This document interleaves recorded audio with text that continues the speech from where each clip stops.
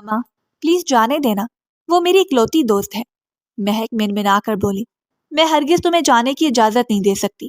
میں نے تمہیں کتنی بار سمجھایا اتنی امیر لڑکیوں کو دوست مت بنایا کرو۔ زہرا نے ناگواری سے کہا۔ بھابھی آپ بھی سمجھائیے نا ماما کو، وہ جھنجھلا کر بولی۔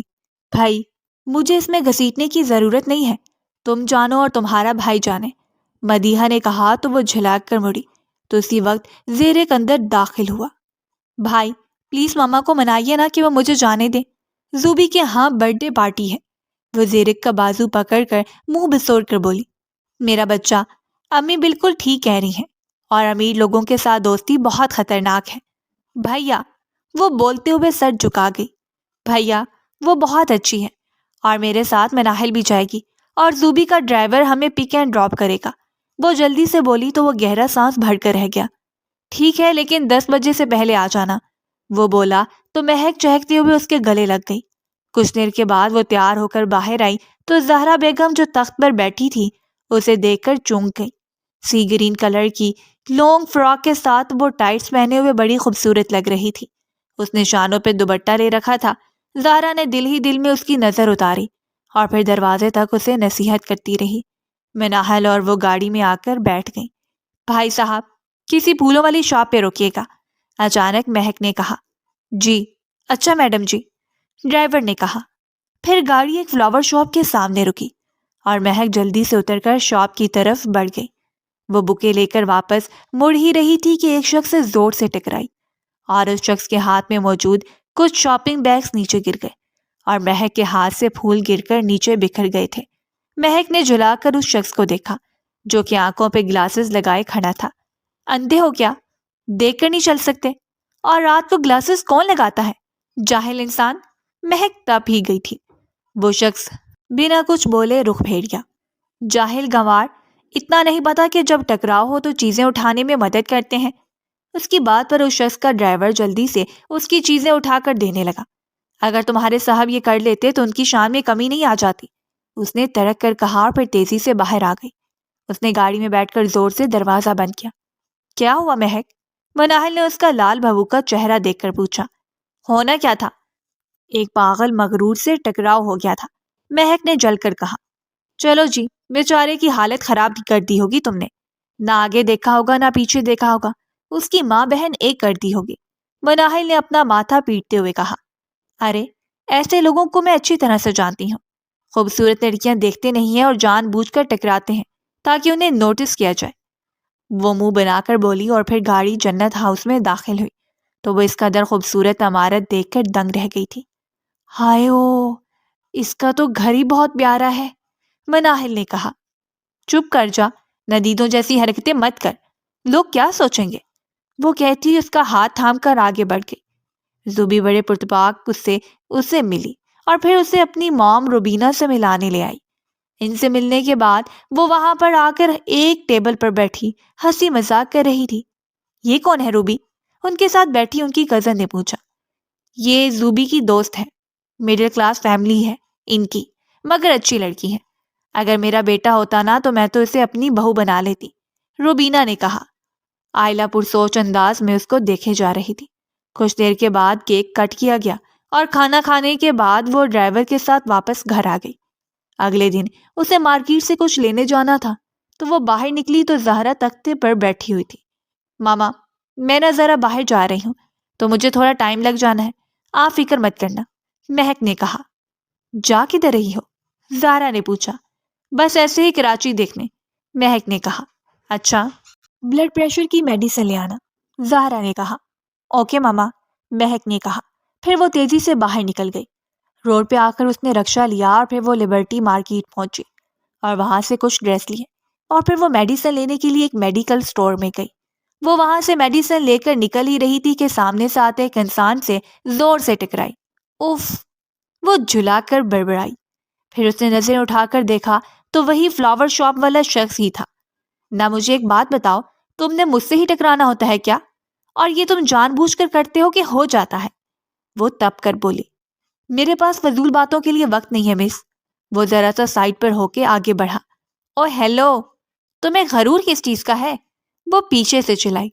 میں تمہارے سوال کا جواب دینا ضروری نہیں سمجھتا، وہ تلخ لہجے میں بولا۔ مہک کے سر پر لگی اور تلووں پہ بجھے۔ Just go to hell. مہک چلائی، پھر تیزی سے باہر نکل آئی۔ اس نے گاڑی کے انتظار میں نظریں دوڑا رہی تھی کہ وہ شخص دوبارہ واپس آیا اور اس کے پاس کھڑا ہو گیا، اور وہ یک ٹک سامنے ہی دیکھے جا رہا تھا۔ مہک نے اس کی نظروں کی سیدھ میں دیکھا تو سامنے لڑکیاں کھڑی تھیں۔ لفنگا، ٹھرکی کہیں کا، وہ دانستہ اونچی آواز میں بڑبڑائی۔ تم پھر سے میرے پاس آ گئی، وہ تپ کر بولا، مگر اس کی نظریں ہنوز سامنے ہی تھیں۔ او مسٹر ٹھرکی، پہلے کبھی لڑکیاں نہیں دیکھیں کیا؟ کبھی مجھ سے ٹکراتے ہو اور کبھی سامنے کھڑی لڑکیوں کو تکتے ہو۔ شرم و حیا نام کی چیز نہیں ہے کیا؟ مہک نے کہا۔ تم کہیں کی افسرہ ہو یا وہ لڑکیاں افسرہ ہیں کہ جن کو دیکھنے کے لیے میں مرا جا رہا ہوں؟ وہ اسی پوزیشن میں بولا۔ ادھر میری طرف دیکھ کر بات کر لو گے تو شان میں کمی نہیں آ جائے گی، مہک نے دانت پیس کر کہا۔ فضول میں میرا سر مت کھاؤ، وہ ناگواری سے بولا۔ ہاں تم لڑکیاں تکو اور لڑکیوں سے جان بوجھ کر ٹکراؤ، مگر میں بولوں تو سر مت کھاؤ، مہک نے کہا۔ اس شخص نے ناگواری سے سر جھٹکا اور پھر اسی وقت ایک گاڑی آ کر کھڑی ہوئی اور بنا کچھ کہے وہ شخص اس کار کی جانب بڑھ گیا۔ توبہ، کتنا مغرور ہے یہ، مہک جھلا کر بولی، اور جلتی کرتی ہوئی وہ گھر پہنچی تو مدیحہ کپڑے دھو رہی تھی۔ وہ منہ پھلا کر تخت پر بیٹھ گئی۔ کیا ہوا، منہ کیوں بنایا ہے؟ مدیحہ نے اس کے پاس آ کر پوچھا۔ بھابھی، یہ بعض لڑکے اتنے ٹھڑکی کیوں ہوتے ہیں؟ پتہ ہے اتنا امیر گھرانے کا انسان ہوگا، اتنی بڑی گاڑی میں گھومتا ہے، اور پتہ ہے لڑکیاں تاڑ رہا تھا۔ میں نے بھی اچھی خاصی اس کی بےعزتی، مگر اتنا ڈھیٹ ہے کہ مجال ہے کہ اسے کوئی اثر ہوا ہو، وہ تب کر بولی۔ ہاں تو تمہیں کیا تکلیف ہے؟ اس کی آنکھیں ہیں، وہ جو مرضی کرے، تم پر رائی آگ میں کیوں کودتی ہو؟ زہرا نے باہر آتے ہوئے کہا تو وہ جھلا کر رہ گئی۔ جا جا کچن میں کام کر، اور پھر آ کر کپڑے چھت پہ ڈالا، زہرا نے کہا تو وہ دل ہی دل میں جھنجھلاتی اٹھ کر کچن کی جانب بڑھ گئی۔ کچھ دیر گزری تو باہر سے زیرک کے بولنے کی آواز آ رہی تھی۔ وہ جلدی سے باہر گئی تو وہ اپنی کیپ اتار کر تخت پر رکھتا مدیحہ سے بات کر رہا تھا۔ بھیا، میرا ایڈمیشن یہاں ہوا کہ نہیں؟ مجھے نہیں جانا لاہور، وہ جھنجھلا کر بولی۔ ہاں بیٹا، میں نے بات کر لی ہے، میرا ایک دوست ہے ڈاکٹر علی، اس کا کالج ہے تو کل چلتے ہیں وہاں پر، پرائیویٹ کالج ہے، تھوڑی سی فیس زیادہ ہوگی لیکن میں مینج کر لوں گا، زیرک نے کہا۔ میں نے کہا بھی تھا اسے ڈاکٹر مت بننے دے، اب یہ پہلے یہاں ایڈمیشن نہیں ملا تو لاہور پہنچ گئی اور اب وہاں سے یہاں آنا چاہتی ہے، ہر وقت تمہیں ذلیل کیے رکھتی ہے یہ لڑکی، زہرا نے کہا تو وہ برے برے منہ بنانے لگی۔ کل تم تیار رہنا، پھر ہم ایڈمیشن کے لیے جاتے ہیں، زیرک نے کہا تو وہ سر اس بات میں ہلا گئی۔ مہک اگلے دن زیرک کے ساتھ ان کے میڈیکل کالج کے سامنے کھڑی اس کی پرشکوہ عمارت کو حیرانگی سے دیکھ رہی تھی۔ ہائے اللہ، اتنا بڑا کالج، وہ بھی پرائیویٹ، اتنا امیر ہے آپ کا دوست؟ مہک نے آنکھیں پھیلا کر پوچھا۔ وہ لندن کا ایک ڈاکٹر تھا، وہاں سے ڈالر کما کر یہاں پاکستان میں یہ کالج بنا رہا تھا، اور اس کے والد اور چچا تایا وغیرہ یہاں کراچی کے نمبر 1 بزنس مین ہیں، ہوٹلز، مال اور ہاسپٹلز ہیں۔ اوہ، مہک نے پرسوچ انداز میں سر ہلایا۔ پھر وہ زیرک کی میت میں ایک عالیشان کمرے میں داخل ہوئی تو سامنے بیٹھے شخص کو دیکھ کر اس کا دل اچھل کر حلق میں آ گیا۔ یہ ٹھرکی آپ کا دوست ہے؟ وہ حیرانگی سے اس کے کان میں بولی۔ ٹھرکی؟ کیا بات کر رہی ہیں آپ؟ خیر آپ بعد میں بتانا، پہلے علی سے لیگ سلیکٹ کر لو، زیرک نے کہا، اور پھر وہ دونوں اندر آئے۔ ہیلو علی۔ او ہیلو زیرک، وہ جلدی سے اٹھ کر کھڑا ہوتا ہوا بولا۔ پھر لیگس لے کے بعد وہ دونوں اس کے سامنے چیئر پہ بیٹھ گئے۔ علی، یہ مس مہک ہے جن کا میں نے تذکرہ کیا تھا، اور ان کے سارے ڈاکومنٹس کلک کروا کے تمہیں میل کر دیے تھے، زیرک نے کہا۔ ہاں میرے سسٹر نے مجھے سب بتا دیا تھا، علی نے راکنگ چیئر کو جھلاتے ہوئے کہا۔ مہک نے بے چینی سے پہلو بدلا اور پھر ناگواری سے اسے دیکھا جو اسے ہی دیکھے جا رہا تھا۔ سو مس مہک، آپ کی پرسنٹیج بہت اعلیٰ ہے تو ہمارا کالج آپ کی فیس میں 50% لیس کرے گا، وہ اسے دیکھتے ہوئے بولا۔ یہ مجھے پہچان کر بھی انجان کیوں بنا ہے؟ مہک نے سوچا۔ تھینکس سر، مہک نے کہا۔ مہک کے تھینکس کہنے پہ وہ زور سے چونکا۔ ہاں پہلے مل چکے ہیں شاید، وہ جلدی سے بولا۔ جی ہاں مل چکے ہیں، 2 بار آپ مجھ سے جان بوجھ کر ٹکرا چکی ہیں، اور لڑکیاں تاڑنا تو آپ کا پسندیدہ مشغلہ ہے۔ مہک جو اس کی کب سے گھوڑے جانے پہ تپی تھی، اس کے پوچھنے ہی پھٹ پڑی۔ مہک، یہ کیا بدتمیزی ہے؟ زیرک ہڑبڑا کر بولا۔ دیکھیے زیرک بھیا، یہ بہت ہی چیپ انسان ہے، اندھوں کی طرح ٹکراتے ہیں لڑکیوں سے اور پھر سوری بھی نہیں بولتے ہیں۔ ٹھرکی ہیں پورے اور زہر لگتے ہیں مجھ پر۔ مہک، یہ بلائنڈ ہے، زیرک نے لب بھینچ کر اس کی بات کاٹتے ہوئے کہا۔ مطلب یہ دیکھ نہیں سکتے؟ مہک نے منہ پہ ہاتھ رکھتے ہوئے اس حسن کے دیوتا کو دیکھا جس کا سرخ و سفید رنگ ہاتھ لگانے سے میلا ہوتا تھا۔ کسرتی بدن، چوڑا سینہ اور لمبا قد اسے حسین ترین مردوں میں شامل کرتا تھا۔ مہک کی آنکھوں سے آنسو لڑک کر رخسار پہ پھیل گئے۔ I'm so sorry سر، مجھے سچ میں بلا وجہ بولنے کی عادت ہے، وہ نم لہجے میں بولی۔ بری عادت ہے یہ۔ خیر آپ کے مارکس بہت اچھے ہیں، ذہین اسٹوڈنٹ ہیں آپ، تو آپ کو اس کالج میں رکھنا ہو، روئیے مت، وہ سنجیدہ لہجے میں بولا۔ نہیں سر، میں اس ڈر سے نہیں رو رہی کہ کہیں آپ مجھے ایڈمیشن دینے سے انکار نہ کرتے، بلکہ مجھے تو ایڈمیشن کہیں بھی مل سکتا ہے، بس رو اس لیے رہی ہوں کہ ایک بیچارے نابینا انسان کا دل دکھا دیا، ان کے منہ پہ اندھا نہ جانے کیا کیا بولا، فٹے منہ مجھ پہ، ایسے آپ بیچارے کا دل دکھا دیا، وہ سوں کرتے بولی۔ اٹس اوکے مس مہک، مجھ بیچارے کو ان باتوں سے ذرا بھی فرق نہیں پڑتا، علی نے اتنے اطمینان سے جواب دیا کہ وہ حیرانگی سے اسے دیکھنے لگی۔ پھر علی نے پی این کو بلایا۔ جائیے کبیر، ان کو ان کا ڈپارٹمنٹ دکھائے، علی نے کہا۔ تھینکس سر، مہک نے مسکرا کر کہا اور پھر وہ پی این کے ساتھ باہر نکلتی چلی گئی۔ علی نے مسکراتے ہوئے راکنگ چیئر سے ٹیک لگائی۔ زیرک نے علی کے چہرے پہ مسکراہٹ دیکھی تو اس سے خوشگوار حیرت ہوئی۔ اچھے لگتے ہو ہنستے ہوئے، ایسے ہی ہنستے رہا کرو، زیرک نے کہا تو علی کی مسکراہٹ سمٹ گئی۔ نہیں میں تو بس ایسے ہی تھوڑی سی پاگل لگتی ہے، علی نے کہا۔ پوری پاگل ہے، بچ کے رہیو، زیرک نے اٹھتے ہوئے کہا اور پھر علی سے ہاتھ ملانے کے بعد وہ باہر نکل گیا۔ میں ہنس کیسے سکتا ہوں، علی بڑبڑایا۔ پھر وہ اٹھ کر باہر نکلا اور گنتی کرتے ہوئے راستہ طے کرتا کلاس روم میں آیا۔ پھر اس نے لیکچر دیا اور اس کے بعد وہ گھر کے لیے نکل گیا۔ وہ گھر پہنچ کر سیدھا بڑی ماں جو کہ مرینا کی ماں تھی ان کے پاس آیا۔ بڑی ماں، اس نے کمرے میں آ کر پکارا۔ جی میرے بچے، بڑی ماں نے کہا۔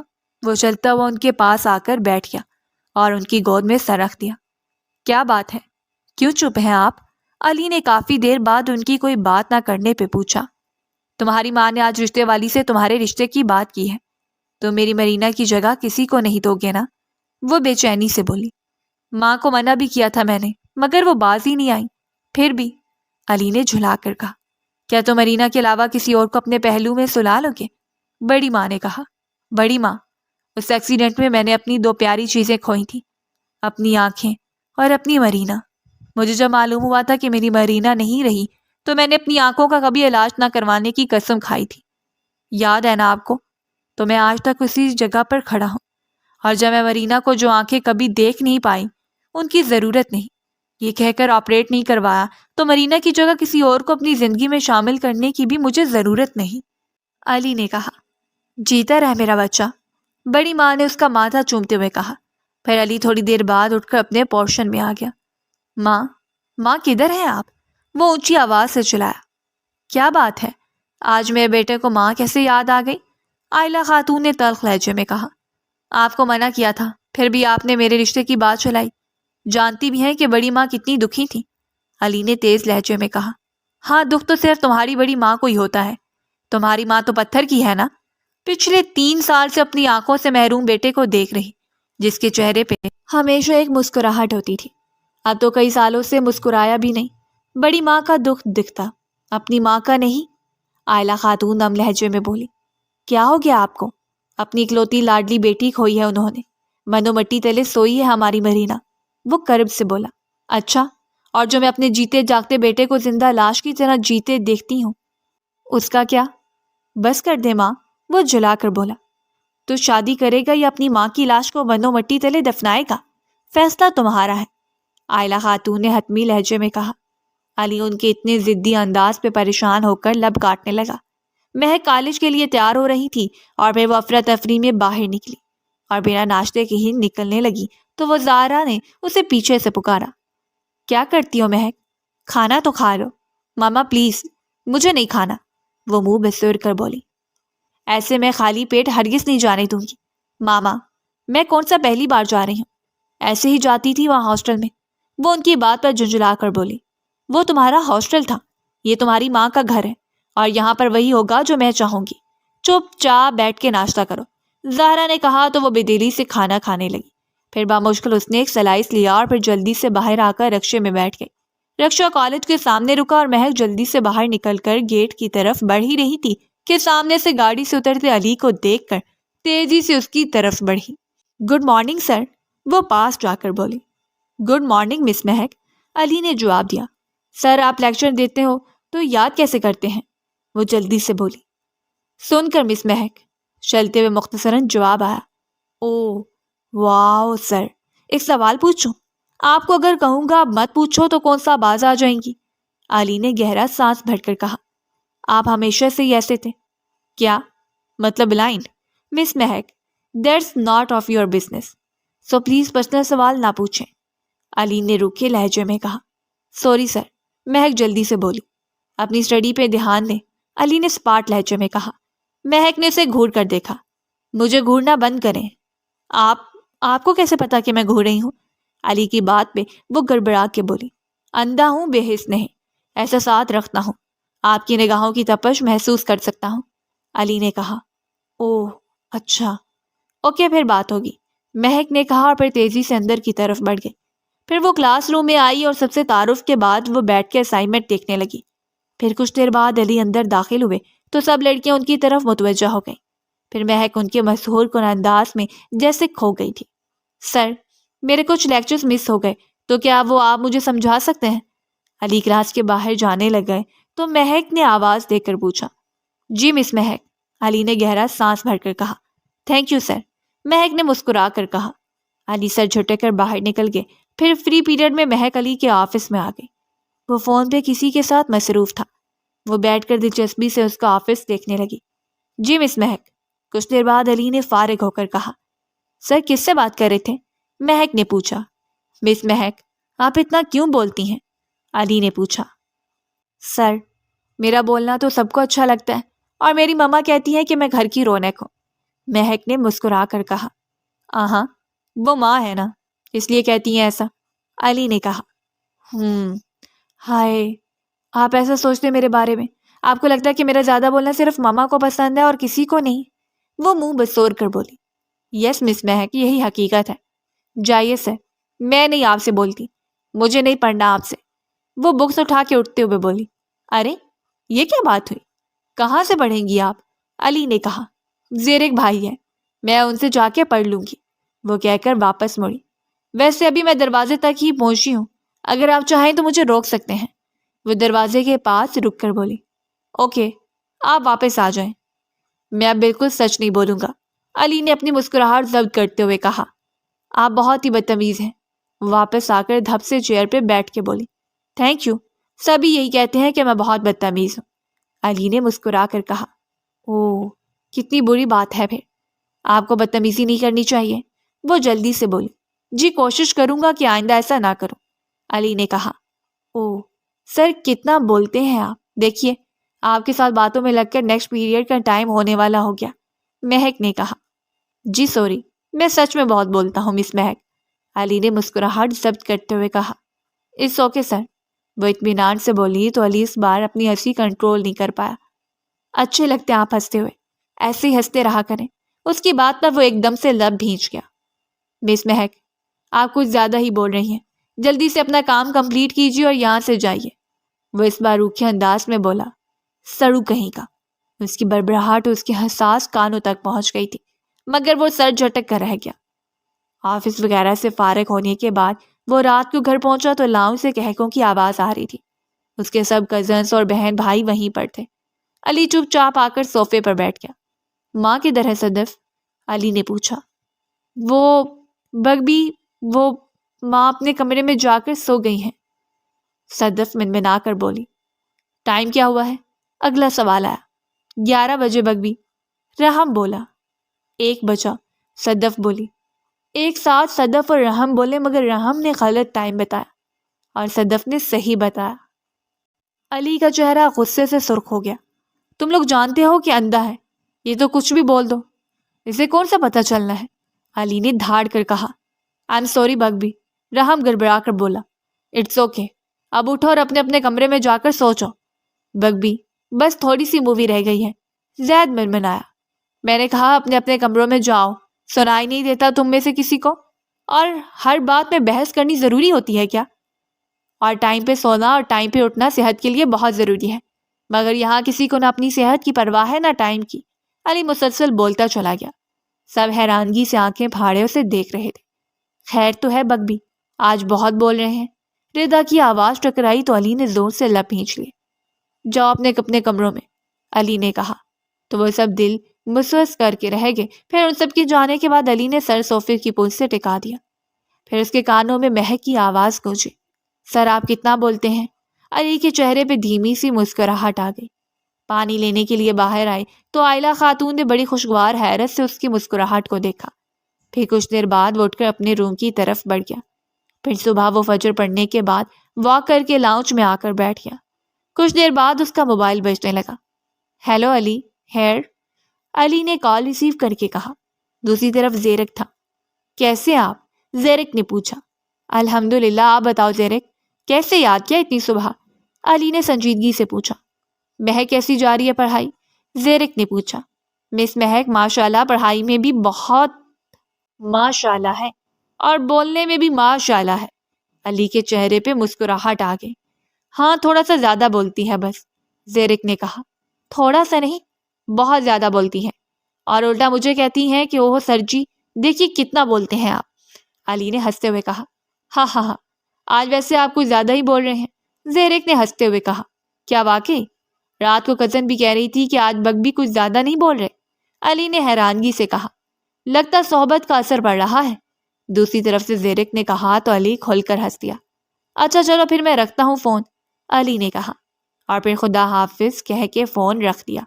مگر مسکراہٹ ابھی بھی اس کے چہرے پہ تھی۔ ذرا فاصلے پہ کھڑی عائلہ خاتون کب سے اس کو ایسے بات کرتے دیکھ کر حیران ہو رہی تھی، اور دل ہی دل میں انہوں نے اس مہک نامی لڑکی سے ملنے کا ارادہ کر لیا تھا۔ اگلے دن ہی وہ علی کے کالج پہنچی تو مہک کے بارے میں پوچھا تو علی چونک گیا۔ آپ کیوں پوچھ رہے ہیں اس کے بارے میں؟ علی نے چونک کر پوچھا۔ بس میں دیکھنا چاہتی ہوں کون ہے وہ لڑکی جس نے میرے بیٹے کے چہرے پہ مسکراہٹ لا دی اور پھر سے بولنا سکھا دیا۔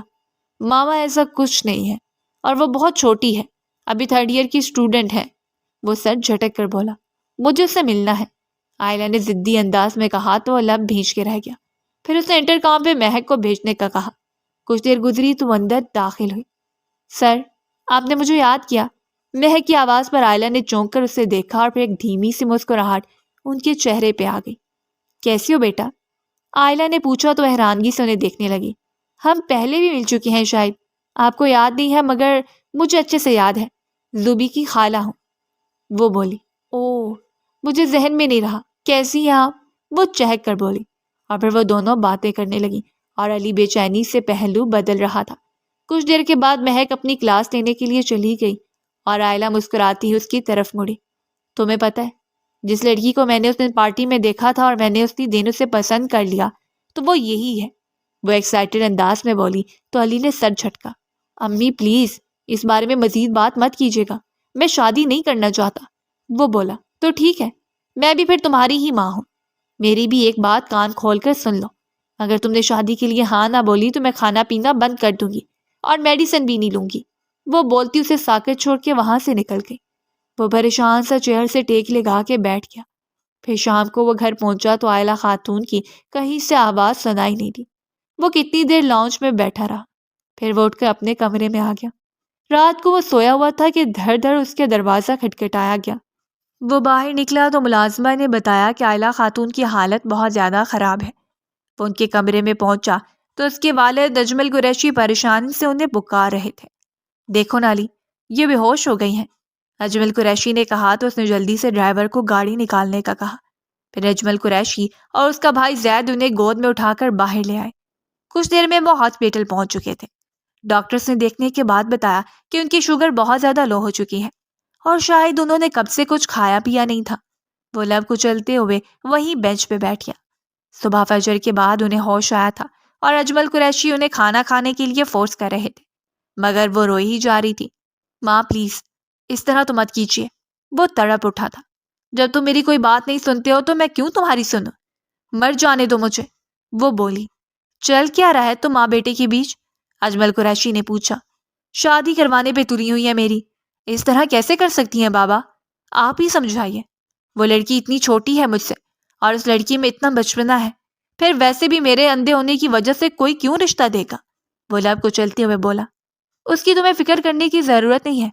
اس کی فیملی کو میں منا لوں گی. تم ایک بار ہاں تو بولو. اپنی بڑی ماں کی باتوں کے جال سے نکل کر آگے بڑھو. عائلہ نے کہا اور اجمل قریشی نے ان کی ہاں میں ہاں ملائی. ٹھیک ہے، آپ لوگوں کی مرضی، لیکن اگر وہاں سے انکار ہوا تو آپ دوبارہ کہیں بھی میرے رشتے کی بات نہیں کریں گی. وہ جلدی سے بولا. ٹھیک ہے، میں نہیں کروں گی. وہ جلدی سے بولی.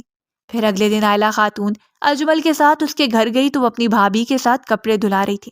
ارے آنٹی، آپ آئیے نا، وہ خوشگوار لہجے میں بولی تو عائلہ خاتون نے اسے محبت سے دیکھا اور پھر اندر کی جانب بڑھ گئی. کچھ دیر میں سب ان کے پاس آ کر بیٹھ گئے تھے اور عائلہ خاتون نے بغیر کسی لگی لپٹی کے علی اور اس کے رشتے کی بات کی تو وہ حیرانگی سے ایک دوسرے کو دیکھنے لگے. آنٹی جی، آپ جانتے ہیں نا کہ علی نابینا ہے، اس میں کوئی اور خرابی نہیں ہے، لیکن ہماری بہن کی زندگی کا سوال ہے. اگر علی اپنی آنکھوں کا آپریشن کروا لے تو اس کے بعد ہم سوچ سکتے ہیں. زیرک نے حتمی انداز میں کہا. بیٹا، میں یہ شادی چاہتی بھی اسی لیے ہوں کہ علی کا دل مہک کی طرف متوجہ ہو اور اس کا دل خود بخود چاہے گا کہ وہ اپنی آنکھوں سے اسے دیکھ سکے. جب یہ دیکھنے کی چاہ پیدا ہوگی نا تو وہ آپریشن ضرور کروائے گا. ہم تو 3 برسوں سے اس کی منت سماجت کر رہے ہیں، مگر وہ اپنی ضد پہ اڑا ہے. پلیز بیٹے، ہمیں مہک دے دیجیے. عائلہ خاتون نے باقاعدہ ہاتھ جوڑتے ہوئے کہا تو زہرا نے جلدی سے ان کے ہاتھ تھام لیے. ہمیں گنہگار مت کیجیے بہن، یہ فیصلہ تو ہماری بیٹی ہی کرے گی. ہم مڈل کلاس فیملی سے ہیں، مگر میں نے اپنے بچوں کو سپیس دیا ہے کہ اپنی زندگی کا خود فیصلہ کریں. اگر مہک راضی ہے تو مجھے کوئی اعتراض نہیں ہے. ان کی بات پر عائلہ خاتون نے جلدی سے اس کی طرف دیکھا تو وہ لب کچلتے ہوئے زیرک کو دیکھ رہی تھی. گڑیا، یہ فیصلہ تمہیں کرنا ہے بیٹا. میں تمہیں ایک بات بتا دوں، ڈاکٹر علی دنیا کا بیسٹ انسان ہے، اس جیسا شاید ہی کوئی ہو، مگر ان کی کمی کو بھی نظر انداز نہیں کیا جا سکتا. تمہیں اگر ان کی کمی سے کوئی مسئلہ نہیں ہے تو ہمیں بھی کوئی پرابلم نہیں ہے. زیرک نے کہا. جی، اگر آپ لوگوں کو لگتا ہے تو ٹھیک ہے، وہ سرخ چہرے سے بولی تو عائلہ خاتون نے اس کا ماتھا چوم لیا. پھر اپنے ہاتھ کی رنگ اتار کر اس کے ہاتھ میں پہنا دی. وہ گھر پہنچی تو علی لاؤنج میں انہی کا منتظر تھا. مجھے امید ہے کہ آپ کو وہاں سے انکار مل گیا ہوگا. کوئی بھی اپنی بیٹی کندھے کو نہیں دینا چاہتا. ماما، آپ کیوں نہیں سمجھتی؟ وہ تلخ لہجے میں بولا. سب ایک جیسے نہیں ہوتے، اور مبارک ہو، تمہارا رشتہ طے ہو گیا ہے. اب تم نے بتانا ہے کہ تم شادی کب کرنا چاہتے ہو. عائلہ خاتون نے کہا تو وہ لب بھیج کے رہ گیا. آپ سادگی کے ساتھ یہ نکاح کیجیے گا، میں کسی بھی قسم کا تام جھام نہیں چاہتا. وہ سپاٹ لہجے میں بولا اور پھر اٹھ کر اپنے کمرے میں چلا گیا. شادی اسی ہفتے کو رکھ دی گئی تھی. مختصر سی بارات کے ساتھ وہ نکاح کر کے اسے لے آئے، مگر ولیمہ 1-2 ہفتے کے بعد رکھنا تھا. وہ گمسم سا لان میں بیٹھا ہوا تھا کہ بڑی ماں اس کے پاس آئی. تو تم اپنا وعدہ بھول گئے؟ افسردہ لہجے میں بولی تو وہ تڑپ ہی اٹھا. ایسا نہیں ہے بڑی ماں، وہ مرینا کی جگہ کبھی نہیں لے سکتی. میں بس موم کی وجہ سے مجبور ہو گیا تھا، بس اسی لیے میں نے ہاں بول دی. مجھے تو یہ تھا کہ وہ لوگ خود ہی انکار کر دیں گے، مگر ان لوگوں نے انکار ہی نہیں کیا. کیسے کرتے ہیں وہ لوگ انکار؟ اتنا بڑا گھر پیسہ دے کر نیت خراب ہو گئی. اس لڑکی نے تم سے شادی کیوں کی ہے؟ اس لیے کہ اس کی نیت تمہاری دولت پر خراب تھی. بڑی ماں تلخ لہجے میں کہا تو وہ لب بھیج کے رہ گیا. پھر وہ اس کے دل میں مزید زہر گھولنے لگی. وہ غصے سے کھولتا ہوا کمرے میں آیا. اٹھو میرے بیڈ سے، وہ سرد لہجے میں بولا تو مہک نے اسے حیرانگی سے دیکھا. ارے، آپ کی نئی نویلی دلہن ہوں، باتیں کرنے کی بجائے مجھے بیڈ سے اترنے کا کہہ رہے ہیں. شٹ اپ، میرے سامنے بکواس بند کرو. مجھے زیادہ بولنے والے لوگ بالکل پسند نہیں ہیں. وہ غصے سے بولا. اگر ایسا ہی رویہ رکھنا تھا تو شادی ہی کیوں کی؟ انکار کر دیتے نا. وہ بھی جواباً غصے سے بولی. ہاں تو تم انکار کر دیتی نا، مگر نہیں، تمہاری تو نیت میری دولت پر خراب تھی. وہ غصے سے بولا تو مہک نے ناگواری سے اسے دیکھا. او ہیلو، میں ایسی دولت کو جوتی کی نوک پر رکھتی ہوں. میں نے صرف اور صرف آپ کی ماما کی وجہ سے ہاں بولی ہے. ایک ماں کو روتے ہوئے دیکھا تھا اور مجھ سے کسی کا رونا برداشت نہیں ہوتا. میں آپ کی جیسی خود غرض نہیں ہوں. وہ تنک کر بولتی تیزی سے بیڈ سے اتری اور اسے پیچھے ہٹاتی وارڈروب کی جانب بڑھ گئی. کپڑے چینج کرنے کے بعد وہ آ کر بیڈ پر لیٹ گئی. آپ کے بیڈ کی بائیں سائڈ پہ لیٹی ہوئی ہوں، آ کر میرے اوپر مت لیٹ جائیے گا. میں نے کہا بتا دوں، اندھے ہیں آنکھوں سے. وہ جو فریش ہونے کے لیے واش روم کی طرف بڑھ رہا تھا اس کی بات پر چونک کر مڑا. بائیں سائڈ پر میں سوتا ہوں، اور ویسے بھی مجھے اپنا بیڈ کسی کے ساتھ شیئر کرنے کی عادت نہیں ہے۔ عادت ڈال لیجیے مسٹر علی، کیونکہ میں بیڈ کے علاوہ کہیں نہیں سوں گی۔ اگر آپ کو پرابلم ہے تو شوق سے سوئیے، مگر میں بیڈ پہ ہی سوں گی۔ وہ کہتی ہوئی کمبل تان کر لیٹ گئی اور آنکھوں سے آنسو نکل کر تکیے میں جذب ہو رہے تھے۔ اگلے دن وہ صبح صبح اٹھی تو عائلہ خاتون لاؤنج میں بیٹھی تھی اور وہ ان کو سلام کرتی ہوئی ان کے سامنے بیٹھ گئی۔ کیا بات ہے بیٹا، بہت بجھی بجھی لگ رہی ہو؟ ان کے پوچھنے کی دیر تھی کہ مہک کی آنکھوں سے آنسو بہنے لگے۔ آپ کو پتہ ہے ڈاکٹر علی مجھے کیا سمجھتے ہیں؟ کہ میں نے دولت کی لالچ میں ان سے شادی کی ہے۔ انہوں نے تو مجھ سے بات تک نہیں کی، اپنے بیڈ پہ سونے نہیں دینا چاہتے تھے، اور آپ چاہتے ہیں کہ آپ کا بیٹا میری طرف مائل ہو؟ کیسے ہوگا؟ وہ روحان سی ہو کر بولی۔ میں جانتی ہوں کہ یہ مشکل ہے لیکن ناممکن نہیں ہے۔ بس تمہیں کچھ کرنا ہوگا، اس کے پاس رہنا ہوگا، اسے اپنے آپ کو چھونے دینا ہوگا تاکہ اس کے دل میں کوئی ہلچل پیدا ہو، کیونکہ وہ تمہیں دیکھ نہیں سکتا۔ اگر دیکھ لیتا تو یہ ہلچل خود بخود پیدا ہو جاتی۔ سو اسے اپنے انداز سے، اپنے قرب سے اپنی طرف مائل کرو۔ وہ اس کے رخسار کو محبت سے چھوتی ہوئی بولی تو وہ لب کچلتے ہوئے سر جھکا گئے۔ آنٹی، کیا وہ مرینا سے محبت کرتے تھے؟ ہرگز نہیں بیٹے، مرینا صرف اس کی دوست تھی اور وہ اس سے محبت کرتی تھی، اور پاگلوں کی طرح۔ اور اس لڑکی نے میرے بیٹے سے زبردستی ایموشنل بلیک میل کر کے منگنی کی تھی، لیکن ایک دن علی نے ایسے ہی اسے کہہ دیا کہ وہ اس سے محبت نہیں کرتا، وہ اس کی آئیڈیل نہیں ہے۔ اس بات کا اسے بہت غصہ آیا، لیکن علی نے پھر سے اسے سنبھال لیا اور اسے کہا کہ وہ دھیرے دھیرے محبت کرنے لگے گا۔ مگر اس لڑکی کو کوئی چین نہیں تھا۔ وہ ایک دن لانگ ڈرائیو پہ گئی تو اس نے زبیدہ کے نمبر پہ لائیو کال کی اور کہنے لگی کہ یہ سب کے سامنے بولو کہ تم اس سے محبت کرتے ہو۔ میرا علی ان معاملات میں بہت شرمیلا تھا، اس کی بات پر شرم کے مارے کچھ بول نہیں پا رہا تھا اور اسے سمجھانے کی کوشش کر رہا تھا کہ گاڑی آہستہ چلائے، مگر اس نے اپنے غصے میں گاڑی کو ٹرالے سے ٹکرا دیا، جس کی وجہ سے وہ موقع پر ہی اپنی جان سے ہاتھ دھو بیٹھی تھی، اور میرے علی نے اپنی آنکھیں کھو دی، اور زبیدہ بھابی نے علی سے وعدہ لیا کہ وہ زندگی بھر ان آنکھوں سے اب کسی کو نہیں دیکھے گا۔ اس نے اس کی زندگی میں اس سے محبت نہیں کی، لیکن اب اس کے مرنے کے بعد صرف اسی کے لیے جیے گا، اور میرا پاگل بیٹا خود کو اس بات کا ذمہ دار سمجھتے ہوئے اپنے اوپر ہر خوشی حرام کرتا چلا گیا۔ لیکن میں نے پہلی بار اسے کسی کی باتوں پر ہنستے ہوئے دیکھا تھا تو مجھے ایک امید جاگی، اور وہ امید تم نے جگائی ہے۔ میری امیدوں کو بجھنے مت دینا، عائلہ خاتون نے کہا تو اس بات میں سر ہلا گئی۔ پھر وہ فریش ہونے کے لیے اپنے کمرے کی جانب بڑھی تو علی جاگ رہا تھا اور ٹٹول کر اپنے کپڑے دیکھ رہا تھا، یعنی کہ اس نے فریش ہونے جانا تھا۔ اس نے دبے پاؤں قدم اندر رکھا اور آہستہ سے دوسری جانب گئی اور اپنا سوٹ نکال کر بھاگتے ہوئے واش روم میں گھس گئی۔ کیا بدتمیزی ہے یہ؟ وہ باہر سے دروازہ نوک کرتے ہوئے غصے سے بولا۔ کون سے بدتمیزی؟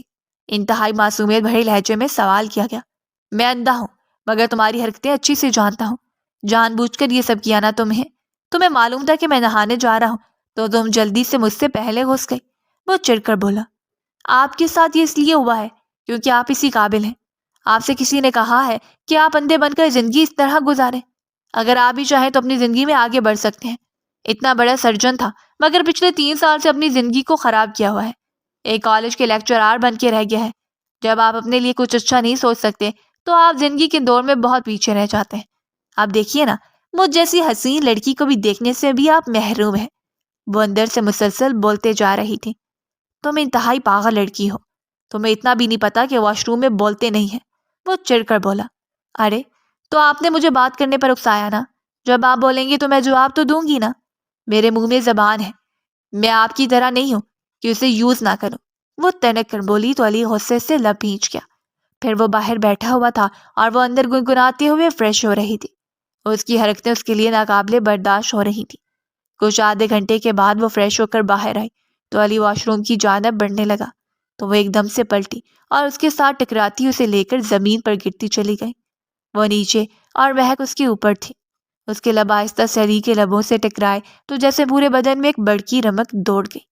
وہ یکٹک اس کے چہرے کی طرف دیکھے جا رہی تھی اور آنکھیں اس کی حسین آنکھوں پر جمی تھی۔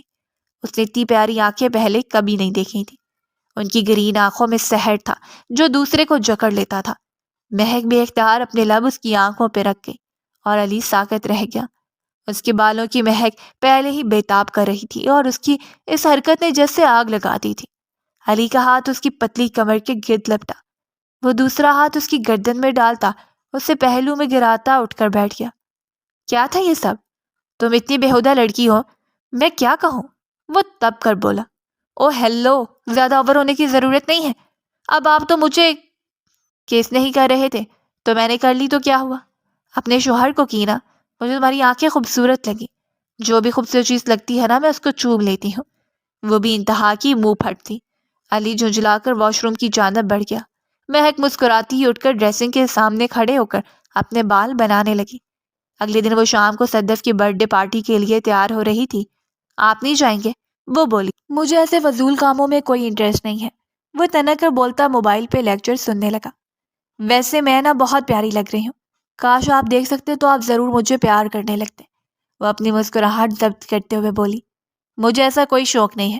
تم سے زیادہ حسین لڑکیاں میں نے دیکھ رکھی ہیں مگر میں کسی لڑکی کی طرف مائل نہیں ہوتا.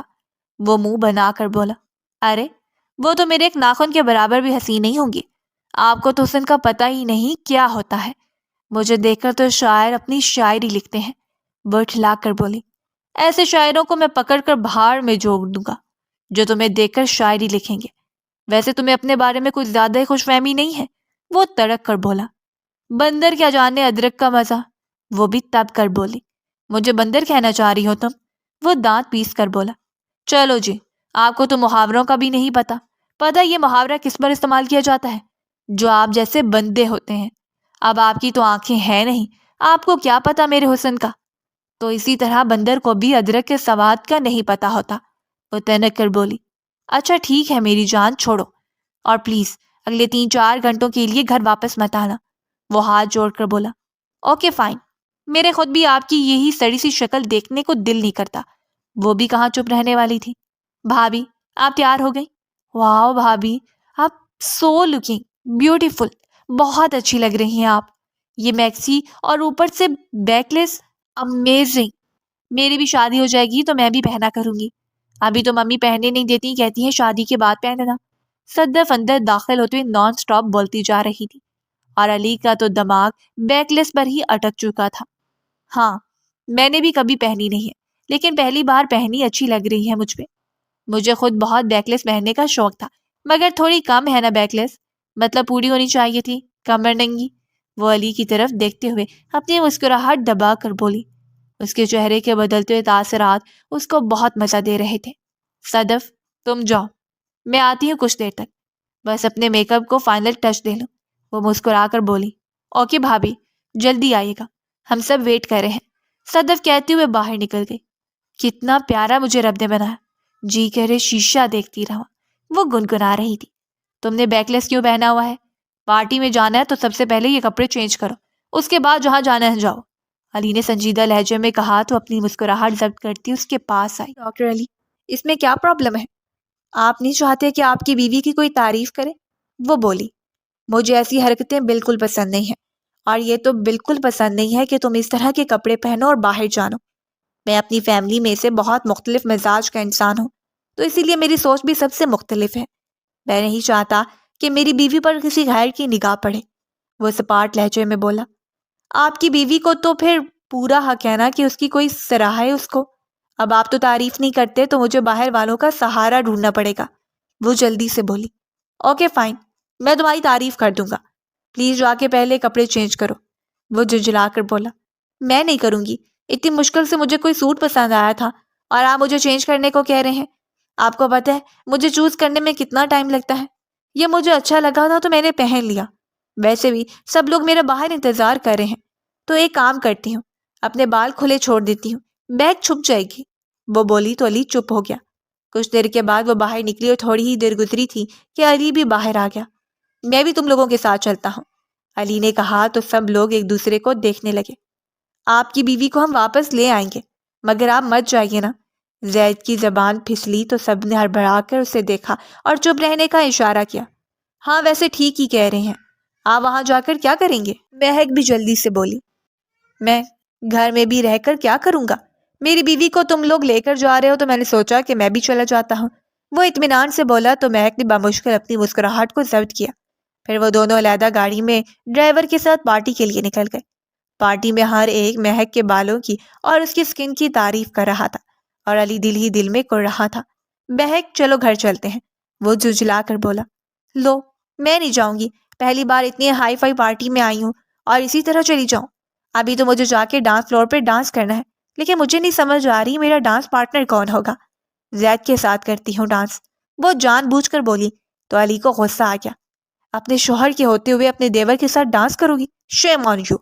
خیر مجھے بھی بہت اچھا ڈانس آتا ہے، لیکن تمہیں مجھ سے وعدہ کرنا ہوگا کہ ڈانس کے بعد گھر چلو گی، میں یہاں پر بہت زیادہ بور ہو رہا ہوں، وہ بولا۔ تو مہک دھیما سا مسکراتی ہوئی اسٹیج کی جانب بڑھ گئی۔ پیچھے رومانٹک سانگ چل رہا تھا، آپ کی نظروں نے سمجھا پیار کے قابل مجھے۔ علی نے ایک ہاتھ سے اس کے ہاتھ تھام رکھا تھا اور دوسرا اس کی کمر پہ تھا، وہ اس کے ساتھ مہارت سے کپل ڈانس کر رہا تھا، کوئی دیکھنے والا کہہ ہی نہیں سکتا تھا کہ وہ اندھا ہے۔ پھر وہ اسٹیج سے اترنے لگے تو وہ ایک دم سے لڑکھڑا کر گرنے والا تھا کہ مہک نے جلدی سے اسے تھام لیا، حال میں ہلکے ہلکے گہکے گونج رہے تھے۔ ارے شوہر گرتی بیوی کو باہوں میں تھامتے ہیں، مگر یہاں تو الٹی ہی ہے، بیوی اندھے شوہر کو باہوں میں بھر رہی ہے۔ پھر ہر طرف سے طنز کے تیر برسنے لگے تھے اور علی کی آنکھیں جلنے لگی۔ مہک جلدی سے اسے لے کے باہر آئی تو علی اس کا ہاتھ چٹک کر گاڑی میں بیٹھ گیا، وہ بھی جلدی سے اس کے برابر آ کر بیٹھ گئی۔ ڈرائیور گاڑی سٹارٹ کر چکا تھا۔ علی آپ اگنور کیا کریں ایسے لوگوں کو، یہ تو پاگل ہیں، اور آپ کو اور ہمیں ان لوگوں کی باتوں پہ بالکل بھی دھیان نہیں دینا چاہیے۔ ویسے مجھے کیا لگتا ہے آپ کچھ زیادہ ہی سوچتے ہیں، اسی لیے کرتے رہتے ہیں۔ میری طرح رہیں، بنداز چیئیں اور دفعہ ماریں ایسے لوگوں کو۔ وہ اس کا موڈ سیٹ کرنے کے لیے مسلسل بولتی ہی جا رہی تھی اور علی کے غصے کا گراف بڑھتا ہی جا رہا تھا۔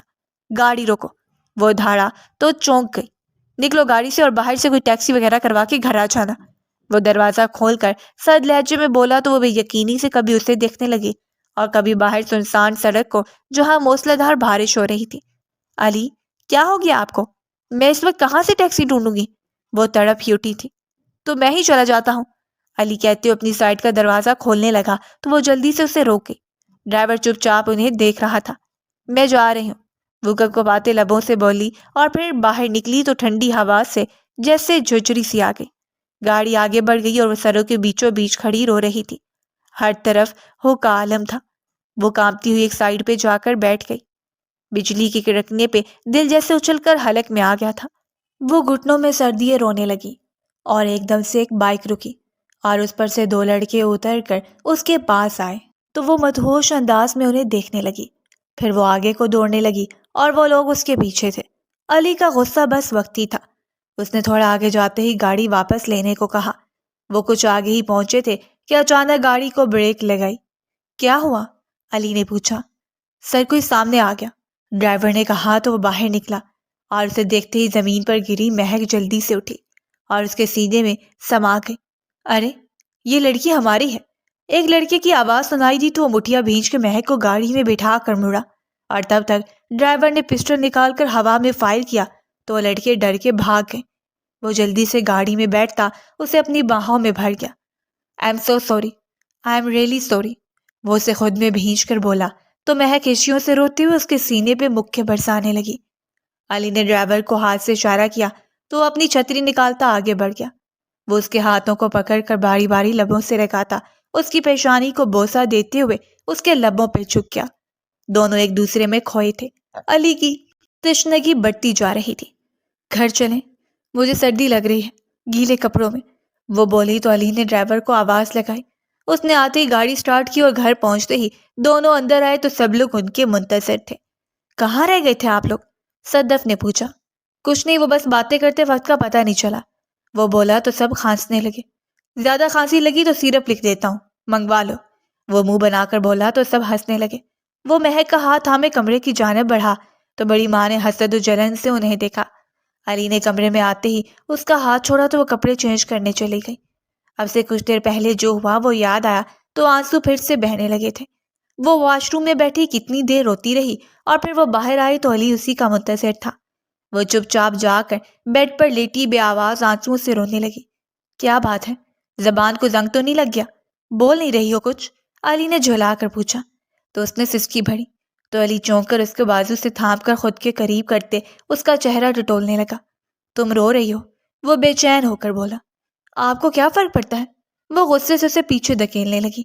آئی ایم سوری، مجھے وہ سب نہیں کرنا چاہیے تھا، مگر مجھے غصہ بہت آ گیا تھا لوگوں کی باتوں سے، وہ اپنے لب چباتے ہوئے بولا۔ ریلی؟ اتنا غصہ کہ اپنی بیوی کو سنسان سڑک پر اکیلے چھوڑ دیا۔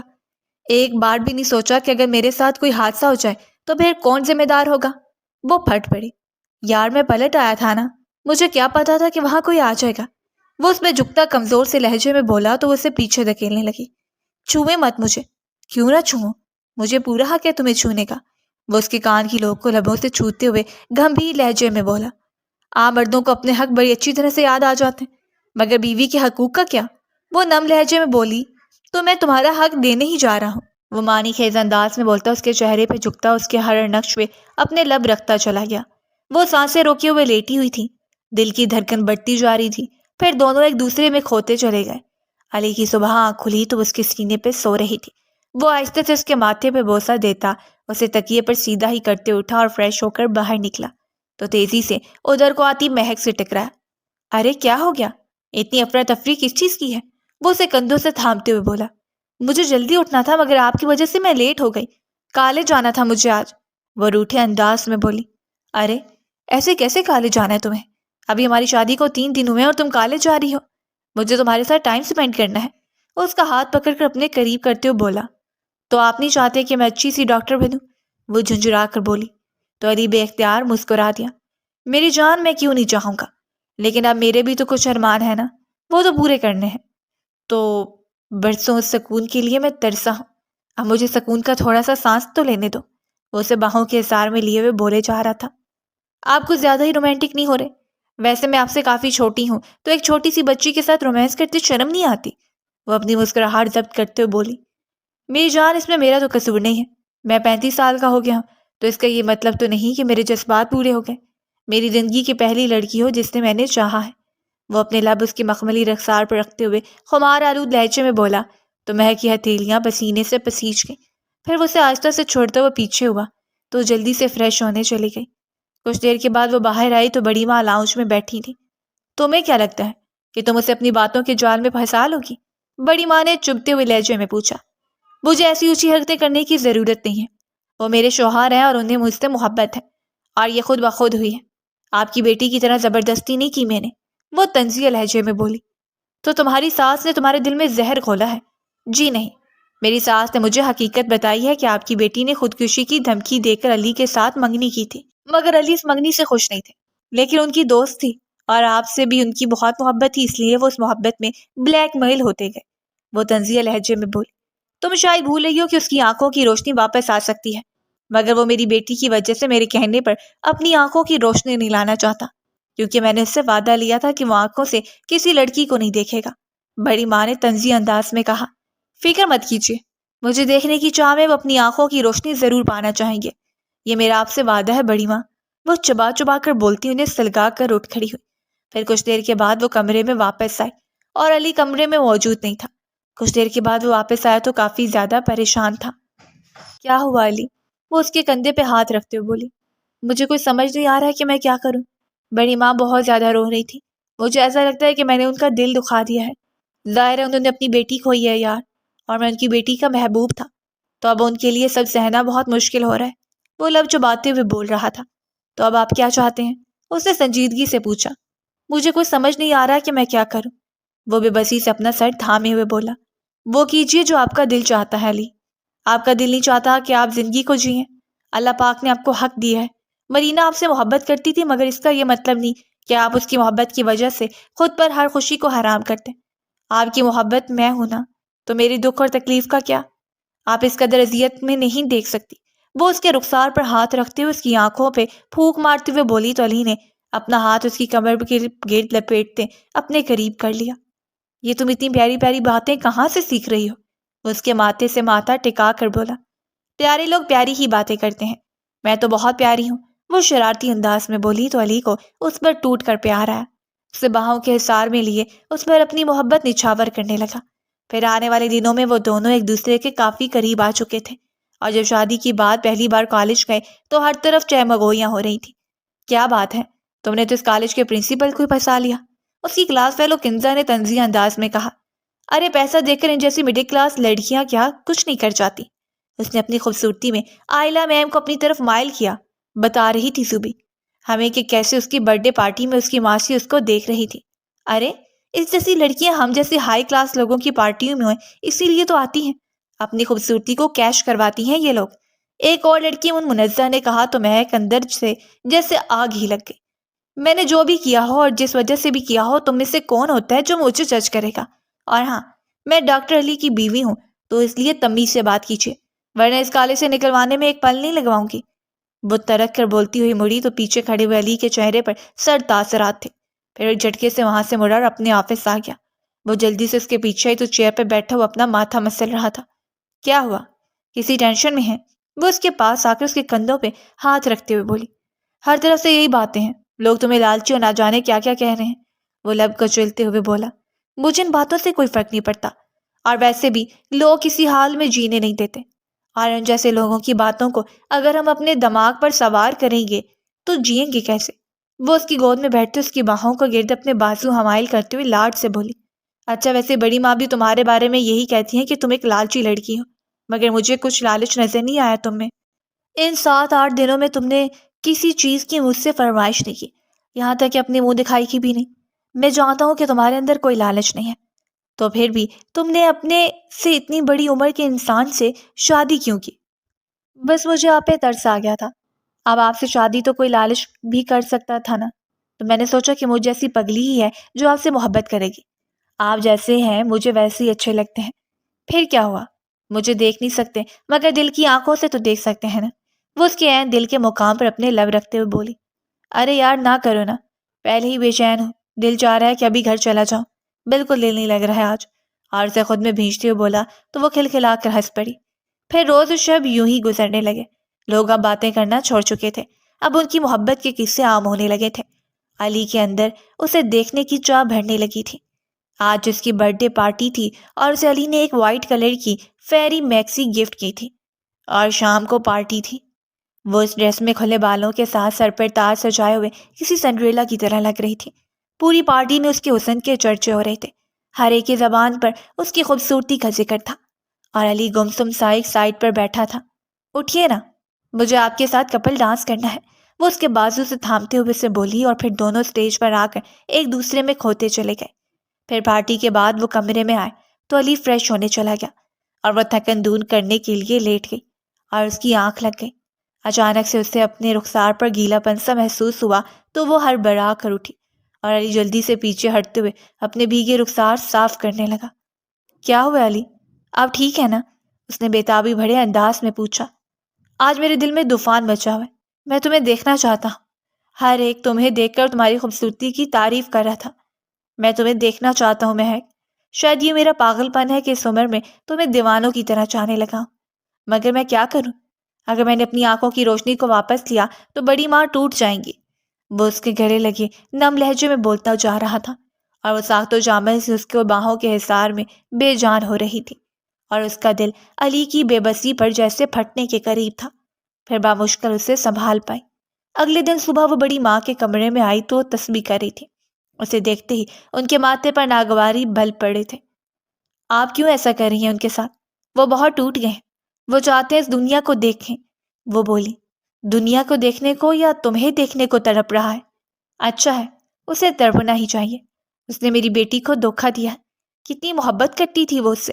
ہاں، میں مانتی ہوں کہ ایکسیڈنٹ میری بیٹی کے ہاتھوں ہوا اور اس نے اپنی جان کھو دی، اور علی نے اپنی آنکھیں، اور علی اس سے محبت نہیں کرتا تھا، اس لیے میرے اندر غصہ بھر گیا، اور میں نے فیصلہ کر لیا کہ میں اس پر ہر خوشی کو حرام کر دوں گی۔ نفرت ہے مجھے اس شخص سے، اسے لگتا ہے کہ اس کی بڑی ماں اس سے بہت محبت کرتی ہے، مگر میں نے اپنی بیٹی کی میت کو دیکھ کر قسم کھائی تھی کہ میں علی کو کبھی خوش نہیں رہنے دوں گی، اور میں ایسا کروں گی وہ ہر خوشی کو اپنے اوپر حرام کرتا ہی جائے گا۔ تم دیکھنا، ایک دن وہ تمہیں بھی چھوڑ دے گا، میں اس کے دل میں آہستہ آہستہ تمہارے خلاف زہر بھر دوں گی، اگر ایسا نہیں کر سکی نا تو تمہیں جان سے مار دوں گی۔ وہ چبا چبا کر بولتی جا رہی تھی، اور باہر کھڑا علی ان کی نفرت پر کرب سے آنکھیں بھیج گیا، اور وہ مڑا تو کسی سے ٹکراتے ٹکراتے بچا۔ چلو میرے ساتھ، عائلہ خاتون کی آواز پر وہ چونکا۔ پھر وہ اس کا ہاتھ تھامے اپنے کمرے میں لے آئی۔ دیکھ لیا تم نے کہ کس قدر نفرت کرتی ہے تمہاری بڑی ماں، مگر تم ان کی محبت میں اپنے اوپر خوشی حرام کیے ہوئے ہو۔ تم نے سوچا کہ تم آگے کیا کرو گے؟ علی، تمہارے بچے ہوں گے، تمہاری بیوی کو تمہاری ہمیشہ ضرورت رہے گی، مگر تم تو آنکھوں سے اندھے ہو، اس کے محافظ کیا بنو گے؟ وہ تلخ لہجے میں بولی تو وہ اپنی آنکھوں کی نمی صاف کرتے ہوئے چپ چاپ اٹھ کے وہاں سے چلا گیا۔ اگلے دن اس نے اپنے لندن کا ٹکٹ کروایا۔ کیوں جا رہے ہیں آپ مجھے چھوڑ کے؟ میں کیسے رہوں گی؟ وہ روحان سی ہو کر بولی۔ بس 2-3 مہینے کی بات ہے، میرا کورس جیسے مکمل ہوگا میں واپس آ جاؤں گا۔ وہ اس کے رخسار کو تھپ تھپا کر بولا۔ پھر وہ ایئرپورٹ تک اسے چھوڑتے آئی، مگر کتنی دیر اس کے سینے سے لگی روتی رہی تھی۔ پھر وہ وہاں پہنچا تو اس کا دوست وہاں پر اسے لینے آیا تھا۔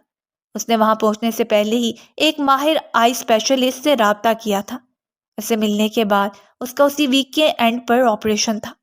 روز مختلف قسم کے ٹیسٹ اور ڈاکٹر سے میٹنگز کی وجہ سے اس کا تقریباً گھر سے ہر قسم کا ناتا ٹوٹا تھا۔ اس کی سرجری کامیاب ٹھہری تھی۔ جب اس کی آنکھوں سے پٹی ہٹائی گئی تو کتنی دیر وہ بے یقینی سے ارد گرد کی روشنی کو دیکھتا رہا۔ ایسا لگ رہا تھا کہ جیسے پہلی دفعہ دیکھ رہا ہو۔ وہ سرجری کے بعد فارغ ہی فارغ تھا، تو ہر وقت وہ فون پر اسی کے ساتھ لگا رہتا۔ اسے بات کرتے کرتے وہ رونے لگتی تھی۔ پلیز واپس آ جائے نا، میں نے آپ کے لیے سرپرائز پلان کیا ہے۔ وہ روحان سی ہو کر بولی۔ بس میری جان، 1 مہینہ اور، پھر میں ہمیشہ ہمیشہ کے لیے تمہارے پاس رہوں گا۔ وہ اسے تسلی دیتے ہوئے فون بند کر گیا۔ وہ آج لاؤنج میں اداس سی بیٹھی تھی۔ اسے 3rd منتھ سٹارٹ ہونے والا تھا۔ اس کا دل چاہ رہا تھا کہ وہ سب کو یہ خوشخبری سنا دے، لیکن وہ علی کو سب سے پہلے یہ سرپرائز دینا چاہتی تھی۔ اسے صبح سے وومٹ پہ وومٹ ہو رہی تھی، ٹھیک سے کچھ کھایا بھی نہیں جا رہا تھا اور چکر الگ سے آ رہے تھے۔ 2 مہینے ہونے والے تھے اور علی ابھی تک واپس نہیں لوٹے تھے۔ وہ اٹھ کر بمشکل کچن میں گئی اور وہاں سے ایپل لے کر واپس لوٹ رہی تھی کہ سامنے لاؤنج سے اندر داخل ہوتے ہوئے علی کو دیکھ کر ساکت رہ گئی۔ وہ بھی اندر آتے ہوئے ایک دم سے ٹھٹک گیا۔ بلا شبہ وہی مہک تھی، دودھ ملائی جیسا رنگ اور لمبی چوٹی آگے کو لٹک رہی تھی۔ وہ بھاگتے ہوئے اس کے قریب آئی اور اسے چھو کر دیکھا اور پھر روتے ہوئے اس کے سینے سے لگ گئی۔ بس میری جان، میں آ گیا ہوں نا، وہ اس کے کان کی لو کو آہستہ سے چھوتے ہوئے بولا تو وہ ہچکیوں سے رونے لگی۔ پھر اچانک سے اس کا جسم ڈھیلا ہوا اور وہ اس کی باہوں میں جھول گئی۔ وہ اسے جلدی سے باہوں میں اٹھاتا صوفے کی جانب بڑھا اور سب لوگ آنکھیں پھاڑے اسے حیرت سے دیکھ رہے تھے۔ کیا کری ہو یار، میری جان ہی نکال دی تم نے، اور یہ تم اتنی بیمار سی کیوں لگ رہی ہو؟ وہ اس کے چہرے کو چھوتے ہوئے بولا تو وہ حیرانگی سے اسے دیکھنے لگی۔ آپ مجھے دیکھ سکتے ہیں؟ اس نے بے یقینی سے پوچھا تو علی مسکرا دیا اور پھر اس کے ماتھے پر شدت سے لمس چھوڑا اور اس کے پہلو میں بیٹھ کر اسے دیکھنے لگا۔ لگتا ہے ہمارے یہاں پر کوئی ضرورت نہیں ہے، زید نے شرارتی انداز میں کہا۔ ہاں تو جاؤ نا، میاں بیوی کے بیچ میں آپ لوگوں کا کیا کام؟ وہ اپنی مسکراہٹ ضبط کرتے ہوئے اطمینان سے بولا تو وہ حیرانگی سے اسے دیکھنے لگی۔ واہ واہ، لگتا ہے لندن میں شہد کے گولے کھاتے رہے ہیں، بڑا ہی شہد ٹپک رہا ہے، اسامہ نے بھی اپنی نٹ کھٹ انداز میں کہا۔ اچھا بیوی چھوڑو تو میں ان سب کی باتوں کو، چلو میرے ساتھ، میں تمہیں ہاسپٹل لے کر چلتا ہوں۔ کیسی زرد سی لگ رہی ہو مجھے؟ بیٹا مجھے بھی کئی دنوں سے یہ کافی نڈھال سی لگ رہی ہے، مجھے لگا کہ شاید تمہیں مس کر رہی ہے، عائلہ خاتون نے کہا۔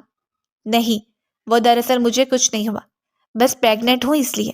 وہ اپنی بات ادھوری چھوڑتے ہوئے سر چکا گئی تو سب نے اسے بے یقینی سے دیکھا اور پھر خوشی سے سب ینگ پارٹی شو کرنے لگے اور عائلہ تو اس پہ صدقے باری جا رہی تھی۔ علی کا چہرہ بھی خوشی سے کھلا ہوا تھا۔ زبیدہ بیگم نے تھکے تھکے انداز میں یہ سب دیکھا اور بوجھل دل سے وہاں سے پلٹ گئی۔ وہ نفرت کی بازی ہار چکی تھی اور مہک کی محبت جیت گئی تھی۔ کچھ دیر کے بعد وہ اسے گود میں اٹھائے کمرے میں آ گیا۔ یار میں سرپرائز دینا چاہتا تھا، تم نے تو اس سے بڑا مجھے سرپرائز دے دیا۔ بہت بہت خوش ہوں میں، تھینک یو، اس کے ماتھے پر بوسہ دیتے ہوئے بولا تو وہ شرمگی مسکراہٹ سے سر جھکا گئی۔ علی، اس سے بڑا سرپرائز آپ نے مجھے دیا ہے، کیا آپ مجھے دیکھ سکتے ہیں؟ میرے دل نے ہمیشہ خواہش کی ہے کہ آپ کی حسین باگر بلے جیسی آنکھیں مجھے دیکھیں۔ وہ اپنی سیاہ آنکھیں اس کی آنکھوں میں ڈال کر بولی، مجھ سے زیادہ تمہاری حسین آنکھیں ہیں کہ دل بے اختیار ان پر غزل کہنے کو کر رہا ہے۔ ویسے تو پوری کی پوری قیامت ہو تم۔